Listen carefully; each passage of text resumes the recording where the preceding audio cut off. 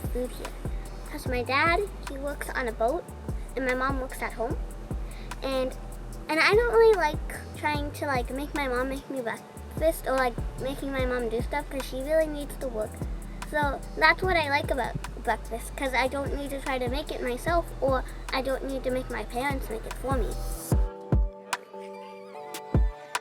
I really like that they have meal tickets and stuff like that available for students here, because I feel like that's really helpful for like some kids that don't have like that available in their own homes.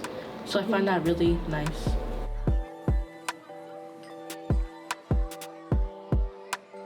My school's really awesome.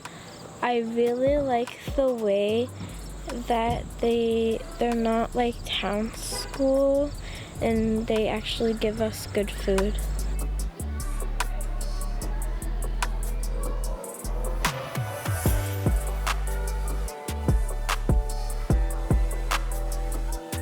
Breakfast and lunch program really addresses a huge need in terms of food insecurity within this community itself. A large portion of the students who are coming rely on one or both of these meals for their main source of nutrition throughout the day or throughout the week. We're providing types of foods that some families aren't necessarily able, or they don't purchase those types of foods on a daily basis. So things like your vegetables and your fruits are items that are offered here every day that some people may not necessarily consider to be a treat because it's something that they're used to having on a daily basis. But many of the students that attend aren't necessarily having those types of foods at home for a variety of reasons, and some of that is food insecurity. Reasoning as well in terms of being able to cook and those types of basic life skills. In some instances, some of the households may not have that either. So this is an opportunity for the kids to be exposed to different types of foods and also see how food is prepared, and gives them the opportunity to experience a variety of different types of foods.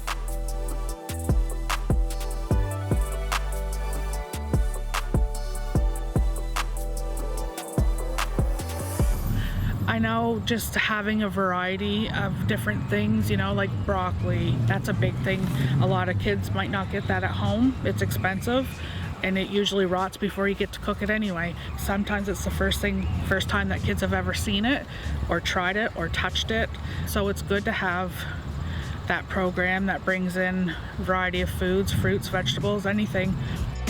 Well, and I think it's going to be on my to-do list of what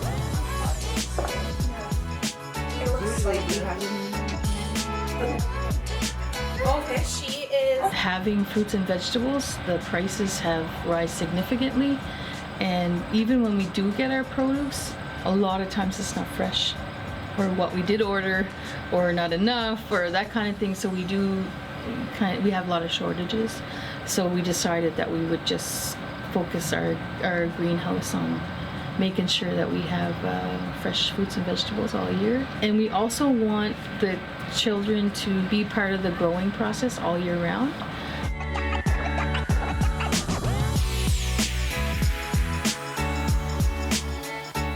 I'd like to see students preparing their own foods and learning how to prepare foods.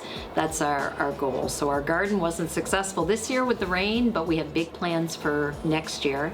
And last year, the students really loved picking the carrots and having little bags of carrots to take home with them, and learning how to prepare beets, and being able to provide that at Thanksgiving dinner.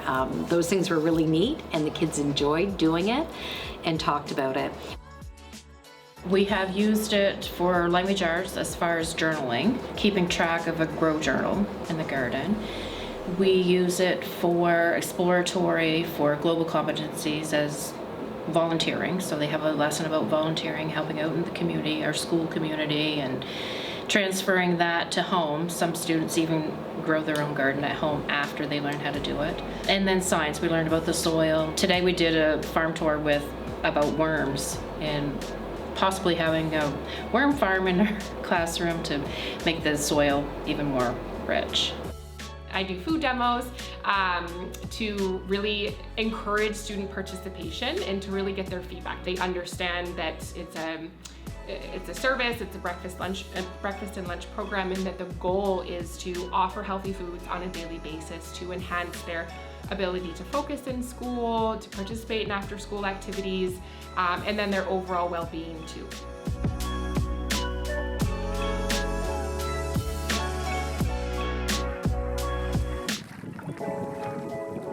I find that if they know how to cook, then they don't have to worry about being hungry. The main idea is just to promote them to be eating, because there's a lot of kids that are hungry. They're always looking for food or sandwiches or something. So with the cooking class, at least they come here, they make their meal, they eat their meal, then they learn to do the dishes, and then they get ready to go home. Cooking class is like fun. You get to learn how to cook, and then sometimes we'll make like a pizza, and then all the stuff will have a little dessert.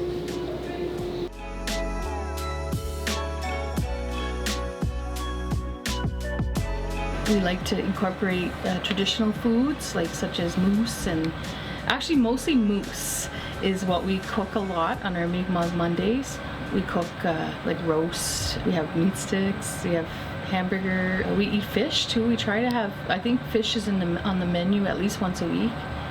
Basically, traditional foods are more healthy for our DNA even. You know, we have a lot of high rates of diabetes, obesity, a lot of food-related illnesses. It makes sense to, you know, incorporate more traditional foods and have more berries and, you know, that kind of thing. And just to promote it. Like, there's a lot of hunters here in the community, and, you know, now people are getting more creative, you know, kind of modernizing some of the dishes. I'm just happy that we're feeding our kids. It makes me happy, you know, when you serve something new and they're excited about it. We want the kids to be nutrition literate. You know what I mean? We just want them to have a lot of knowledge, spark their interest to even want to know more about traditional knowledge. And I guess this also sparked our desire to have more land-based activities and getting to know the medicines in our area and how to use them. And yeah, we just want the kids to get back to the earth.